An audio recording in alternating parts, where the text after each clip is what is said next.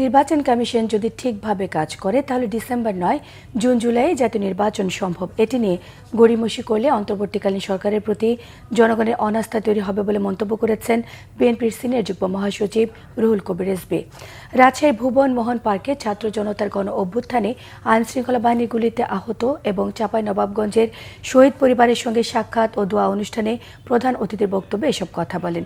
জাতীয় নির্বাচনের আগে অন্য কোনো নির্বাচন নয় বলেও বলেন তিনি। এ সময় বিগত শেখ হাসিনার সরকার এবং ভারতের নানা কাজের সমালোচনা করেছেন বিএনপির এই নেতা। অভিযোগ করেন, শেখ হাসিনার হাত দিয়ে বাংলাদেশকে তাবেদার রাষ্ট্রে পরিণত করেছিল ভারত। পরে জুলাই আগস্ট গণ অভ্যুত্থানে আহত ও নিহতদের পরিবারকে আর্থিক অনুদান দেওয়া হয়।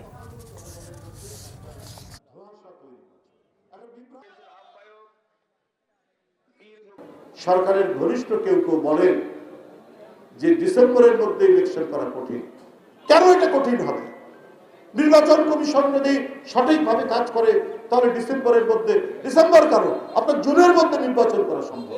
আর এইটা নিয়ে গড়িমসি করা হলে জনগণের মধ্যে তো সন্দেহ জাগবে এই অন্তর্বর্তীকালীন সরকারের কাছে প্রতি।